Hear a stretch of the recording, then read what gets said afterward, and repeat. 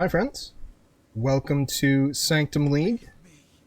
We have a Uber Sirus here instead of the regular Sirus because this has been a league that I've played a bunch and I'm excited to sort of do a time capsule and show off the character. But first we have to kill this pesky Sirus guy. So without further ado, let's get into it. So this league has been a lot of fun. Sanctum was sort of grinding your game's attempt at like a roguelike-y thing. It was a lot of fun. And vomited currency. So I got a whole bunch of challenges done. Generally had a lot of fun. And yeah, the basic idea behind this build is that we are using various mechanics to stack a bunch of energy shield, mostly through mana stacking. So you see I have like 14,000 mana. This is a fairly scuffed version of these characters. Like someone who is truly endgame has like 22,000 energy shield and like 17,000 mana. So yeah, there's still a lot of room for the character to grow if they want to. But the basic principle is that we are using castful channeling to trigger Mjölner, and the Mjölner fires off big Manabonds. So you can see there's a lot of damage involved here. It does that, and we use Arcane Cloak to spend our mana. So we get a bunch of survivability and a bunch of lightning damage by doing that. So we can stand in fire and do various other things that we shouldn't, and are generally very durable. So yeah, first two phases of Sirus have gone pretty well. You know, damn. Oh, and I broke to something. Oops. Well, this is why I do this. So yeah, this is Uber Sirus. So these mistakes will happen. I don't know what I did there. I think I was just in the degen. I have to go back and watch the tail of the tape when this is over. But you can see we're running Discipline, Clarity, Tempest Shield. Clarity is just for the Watcher's Eye mod, pretty much. And then we have all Discipline, which I didn't press because I just died like an idiot. Okay, well we still pushed him to phase 3. So. But yeah, the build does a lot of damage. The build is very tanky. I feel sort of guilty. Maybe I should redo the video and like go back in time so it's nice and clean for my time capsule. But honestly, this is more fun and probably funnier. So we activate our Arcane Cloak here. Okay, I see he's phasing. Man, remember when I was on the Mana Guardian way back in the day and just like desperately struggled with this? Took like 5 portals. That was the regular version of Sirus. Now I'm just sort of distractedly talking through the Uber version. It just sort of speaks to both like the you know, not increased skill at Path of Exile, but you know, picking the right builds and doing the right things. Oh hi, she has decided to join me. See little cat ears down at the bottom here. So yeah, phase 3 of Uber Sirus. So the main thing here is the pizza cutters. There are 6 instead of 4. This is faster and does more damage. Feel the thrill of the everlasting fire. So as you can see, we are very tanky. Yay, we did it! So, 85. Nothing really interesting as far as... Yes, theoretically, if it were early season, I could maybe... the hats, but... pick up the hat. So yeah, that was Uber Sirus. So let's talk about the build.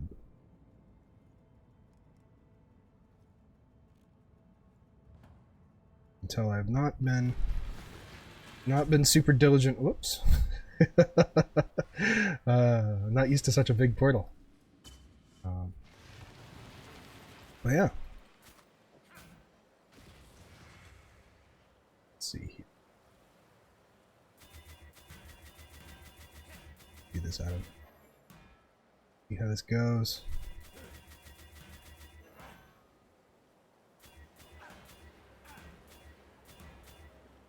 How many vol orbs do we think it'll eat? Attack speed? Oh, and it's crap. Oh well. It was starting to look good for a second there, but then it croaked. So yeah. Let's go over the build. So let's start with the items, and then we can go from there into the tree, because there's a bunch of stuff on the tree. So we use Mjölner, rather obviously, and it is triggering Manabond. Oh my goodness, I didn't even put the right... Okay, so that's silly. So this is supposed to be the... Awaken Spell Cascade is supposed to be Awaken Increased Area of Effect, which gives us more damage. So I was doing Uber Sirus with about 60% of my damage. Well, I feel like a doofus now. Maybe we will record it. Re-record it. Do the magic. But basically, Mjölner, we spin with Cyclone, and Manabond is triggered. Manabond, we get a bunch of nice supports. We get a full 6 link thanks to the Squire. And we are critting a bunch. So we basically just, when we bottom out our mana, we get a ton of crit. And the Manabonds hit very hard. Adding to that, we get a damage through Indigun. So basically, like, when we use our Arcane Cloak, we spend a bunch of mana. That gives us a whole mess of Indigun stacks. And increases the cost of skills. But because our primary thing that we're doing, we're just triggering, like we aren't paying for the mana bond, we're just getting the benefit of having low mana. And then we have the Squire.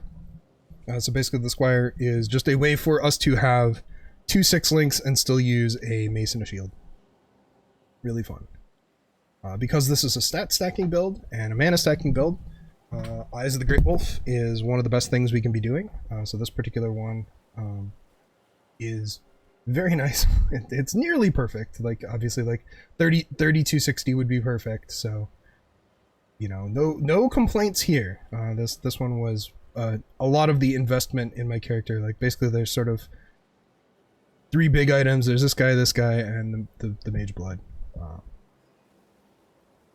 So beyond that, we then have an Ivory Tower. This is what lets us be reserving most of our life and, like, just sort of have a ton of energy shield and be durable. It is our Ivory Tower. And we have our Castle Channeling set up in here. So this is triggering Shock Nova. And setting up big shocks so that the Manabond can actually do the damage, right? Like, the Manabond's doing the damage, the Shock Nova is there to cull things and to do a bunch of damage.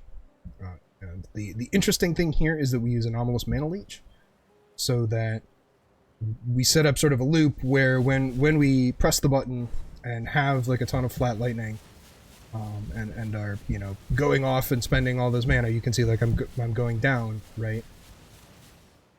If I was hitting something, Anomalous Mana Leech would sort of regen me back up.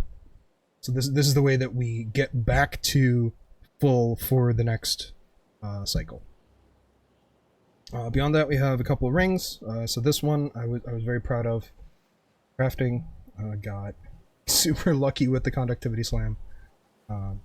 But basically, just the gist of this here is that we want survivability through the life and the mana, or the mana and the energy leech, and then we get damage from strength and int, because those convert directly over to damage stats, plus damage from the mana. And then this is the other ring that I made. So people who know how this build is supposed to work, look away. I know the non-channeling life. Like, I was tired when I was making this, and I fed it to the temple, and of course this was the one that turned into the percent strength, percent intelligence.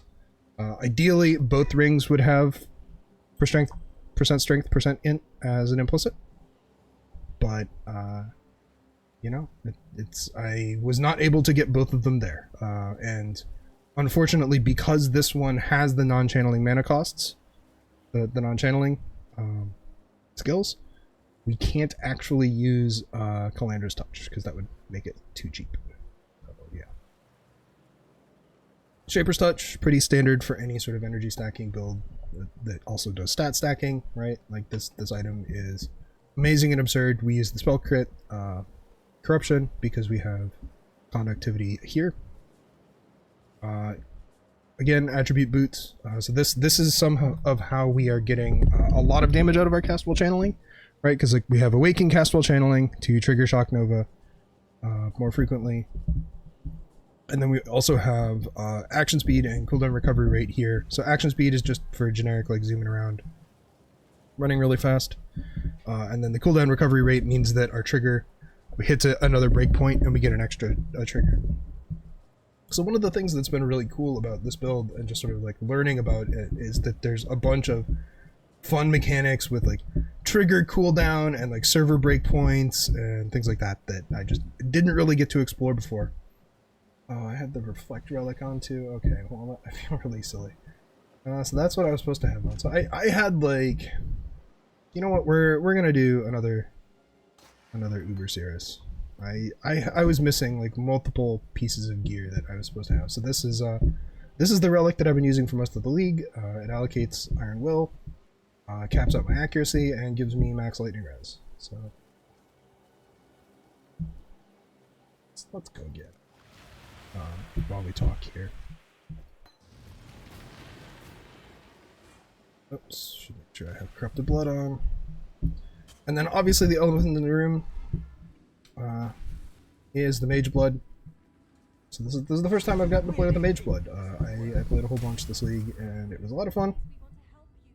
But it basically gives us massive amounts of regen, immunity to freeze and chill.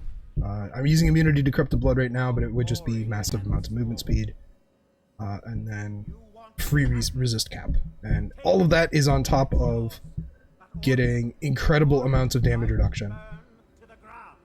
And then this guy is sort of how we deal with chaos damage, right? You know, we activate this.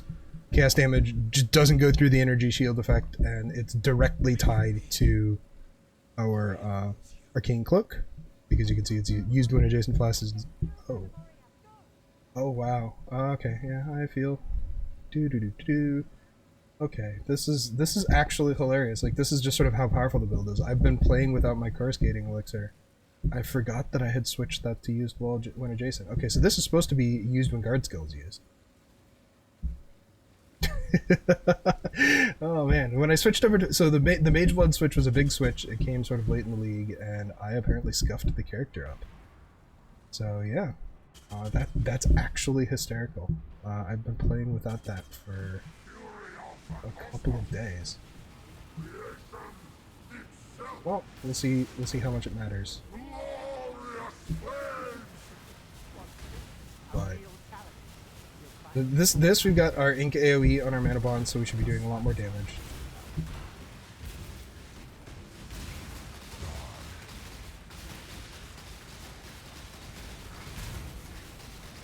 Oh. Please come. But yeah, so overall, and then the pathing of the build, I'll go over the tree, but the basic, we use a whole mess of expensive jewels to get various, like, you know, stats like crit and mana. We're getting passives from Guardian, using Forbidden Flesh and Flame. Just in general doing a lot of powerful things with our jewelry on the build.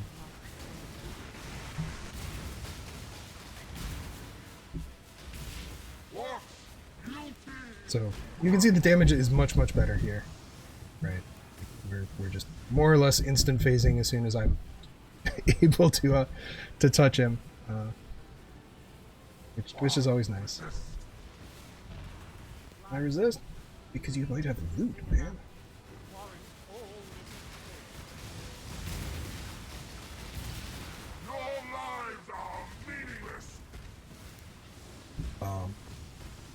So the basic gameplay is you cyclone on things, and then activate Arcane Cloak. You are doing very little damage before the Arcane Cloak is activated. So you just sort of cyclone on things. You're spinning. You're getting our Shock Novas, and then you Arcane Cloak, and you just go into damage mode, and that sort of turns on, as it were. And so the gameplay is a little modal. I mean, it plays a lot like any other Cyclone build, but there is an element of modality to it in that just like you have to play around like, oh, okay, I'm doing damage right now. I'm not doing damage right now. Okay, last phase. Which can be a bit annoying. So one cool thing about the build, Frostblink has a bunch of... When you have Indigon up, Frostblink costs a ton, and so you can use that to sort of meter your mana and stay at low mana, because you want to stay low most of the time rather than being high, because like the more mana that you have spent, the more damage your Indigon is going to do, and the more damage your Indigon is going to give you, and by extension, the more damage your mana will. So you can do that kind of thing.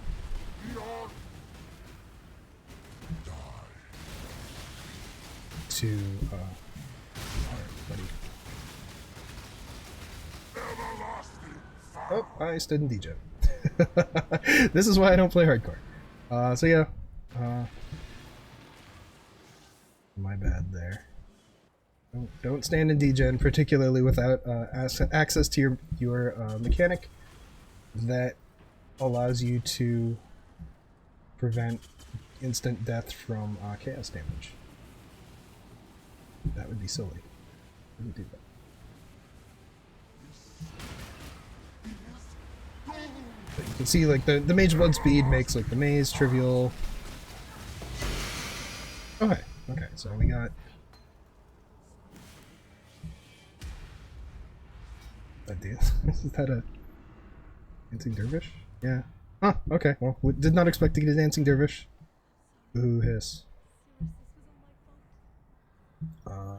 But yeah. So you could see just like how much more damage I was doing there in that version. I promise I can do this deathless. I'm apparently being a goofus. Okay, so let's see. So this is supposed to be... Use me, use a guard skill. Man. I've been missing out on a bunch of regen and a bunch of... that's extremely funny. Yeah.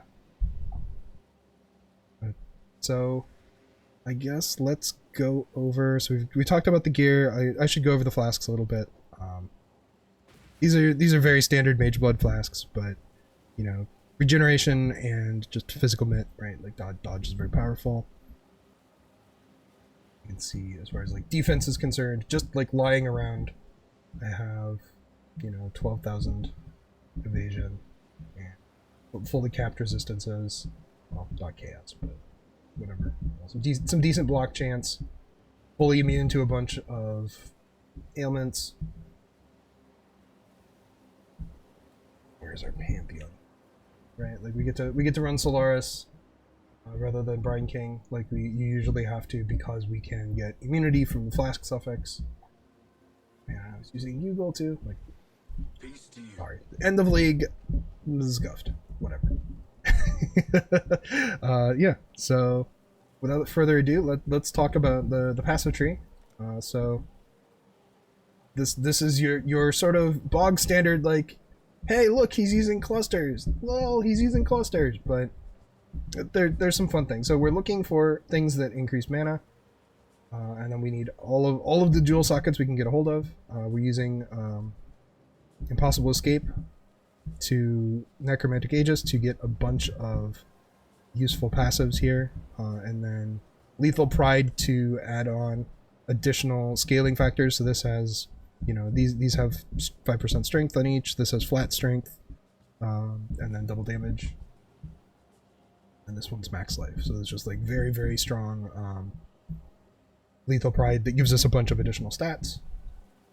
And then you can see even here, like just the pathing nodes give like extra strength.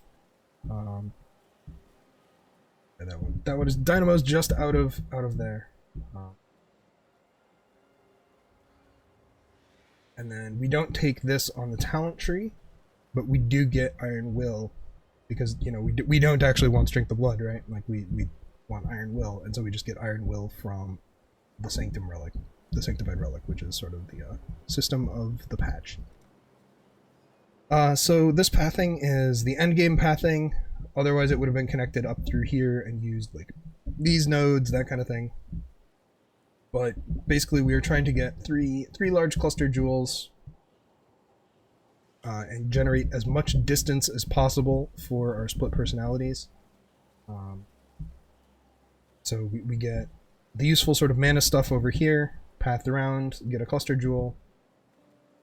And these cluster jewels, we're getting sort of additional resistances and elemental damage, and then the one that's really important is the scintillating idea, the increased mana.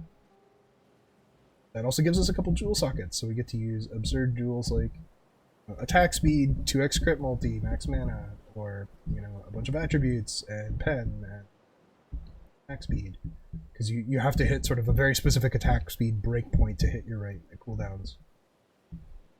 So this is Righteous Providence. As you can see, this gives us a bunch of critical strike chance from our strength, and then just a ton of flat stats. So that's really the thing. Incapacitor, so that this is, you know, max mana and Arcane Surge effect and stuff. Sort of allows us to have Arcane Surge without really thinking about it. And then usually this would have been Aura effect, but in this particular case it's life reservation, so that we can fit all of our stuff on life or Eternal Blessing, one of the two. Energy Shield and mana, so this is doing everything we want to do as far as defense is concerned. Obviously Zealot's Oath. And then another one of these cluster jewels. You can see I was sort of struggling with stats prior to the Mage Blood swap, and so I have like Dex. Like realistically, this should be something else, like Strength or Int as the last sort of modifier there. Watcher's Eye is really quite nice. Basically, like every time you hit an enemy, you get energy shield, so this sustains massively in Delve, and then we get Leech, so we don't have to use one of our cluster notables for Leech, and then obviously the ever still overpowered, like it will never not be overpowered, 10% of max mana is max energy shield, and you know we're getting a ton of flat ES from that, right? Then so ordinarily this would be, you know, if this were a good version of the build rather than like the version that I'm playing, which is sort of like at the midpoint as far as gear is concerned, this would be a small passive, and then we would be able to take these flat stat nodes. So this would be like a 35% effect. Like I think I might have an example.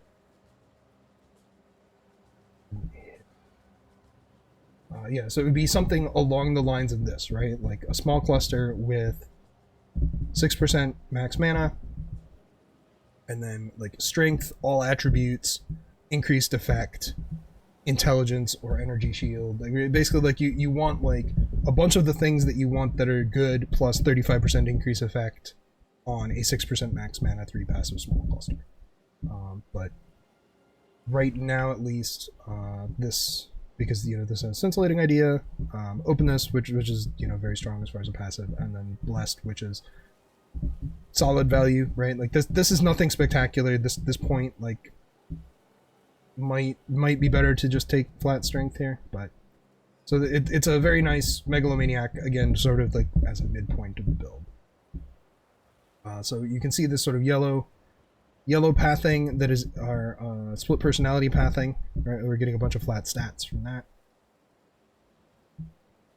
Beyond that, you know, we use Healthy Mind to convert over all of these to max mana and just sort of allocate that. You know, we're getting spell lock, mana. You know, like surprise, right? Like, you know, it's like it's sort of a very one track build. And then pick up Pain Attunement for low life, need a socket for the Necromantic Aegis, or the Impossible Escape, 2 Necromantic Aegis.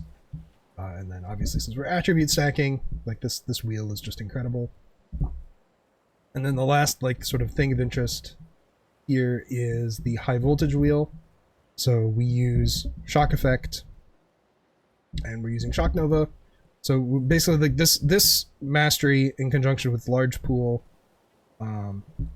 gives us guaranteed crits more or less, and then massive shocks, right? So that is the gist of that. So yeah, overall it's been a super fun league. Again, I make no claims that this is an original build. Do not steal. Like I hung out in Connor Converse / One Man Left's chat, had a lot of fun with the build. Where is the depth of delve right? This is the last day, so I've definitely been unable to play the build as much as I wanted to this league, sadly. Obviously, like I've got a very powerful character and it's a lot of fun. Yeah, so we're 909 right now. With the gear that I have, I could probably get to like 12 or 1300, given like reflexes and various other stuff. I just have had some RSI problems this league, and not caused by the build, just general. Using the computer a lot for work. Yeah. What the heck? Let's do a delve mode. Why not?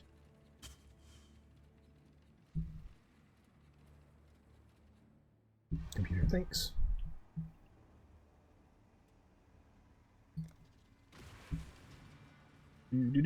So obviously, like, we go very fast all the time. Oh, and I still have the right gem in. Oh well, whatever. Embrace the scuff. You'll notice I have not yet purchased Sulfite Bear. We're gonna be purchasing Sulfite Bear. It's only a matter of time. But this is this is depth 909. Right? Like we are just sort of spinning in a circle, not really thinking about much.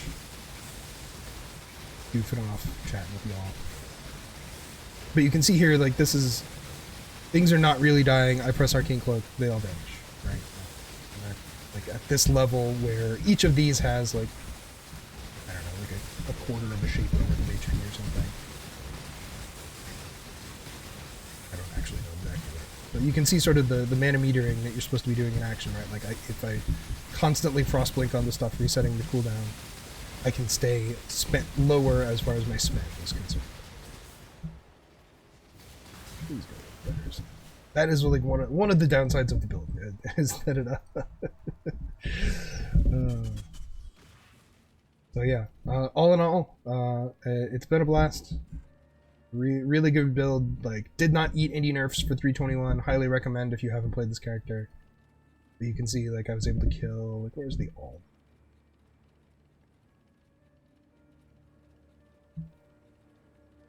Yeah, you can see, like, I was able to kill an 872 all, like, the whole kit and caboodle. Like, just builds a blast. That, there's infinite gear scaling. Like, I could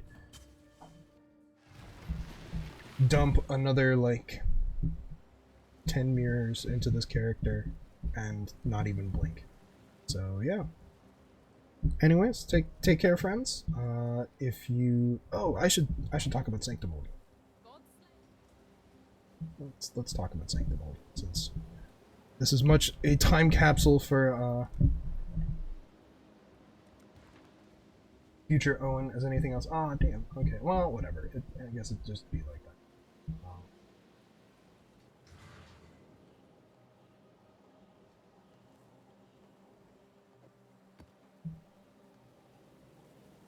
Let's go for a random map we don't care about.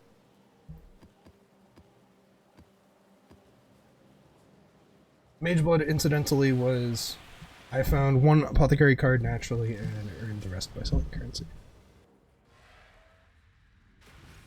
But basically the way that Sanctum works... in the map somewhere here...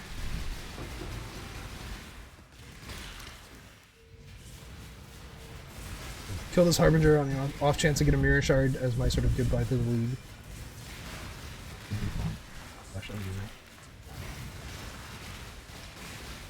But the way that this works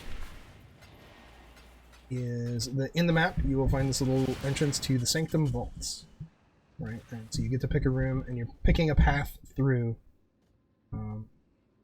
So in this particular case, we want to get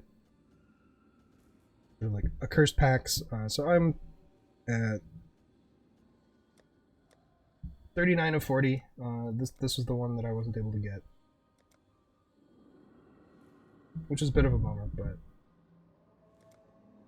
actually interesting that it's not showing.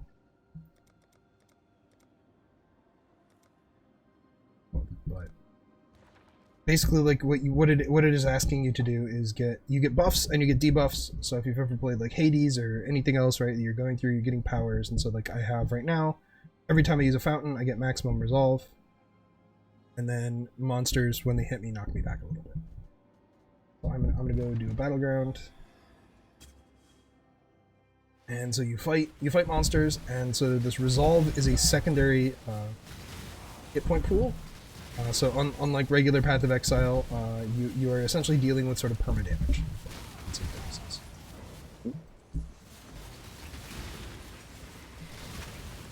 And the end game of this is you do sort of 32 rooms, effectively. You fight 4 bosses, you power up, and then you fight a boss at the end that sort of cashes you out and gives you all of your rewards. But while you're doing this, right, like, so we get all of this stuff where it's like, okay, like, lose a random minor affliction, lose a random minor boon, right? Gain scrying crystal. Like, this is one of the single best things that we can have found, right? And we'll get sort of some sort of random minor affliction. So we're going to get scrying crystal. Feed the beast. And then in addition to that, and so you can see now we can see further in the Sanctum map, we also get monsters do more damage to our resolve mechanic. And then this guy, gold, but we get, you know, whenever we're hit, we lose coins, right? So it's basically like, okay, do I gamble on I'm going to get more coins, then I will lose coins when I'm hit? I mean, my answer is going to be yes. And then if you, like, take pacts, or there are other rooms that just have rewards, right, you then get to choose, get loot now, get loot at the end of the floor, so can you win an additional 7 encounters, or get something at the end of the entire thing, right? And that's, you get, like, you have to do 32 things successfully, right? Yeah, that's the Sanctum mechanic. It was really good. It absolutely just vomited currency everywhere, right? Like, there's just, I earned hundreds upon hundreds of divines from things that came from that league. So, yeah. I highly recommend. If you didn't play it, you missed out. Hopefully it makes it core someday. And yeah. Guess that's all, friends. Take care.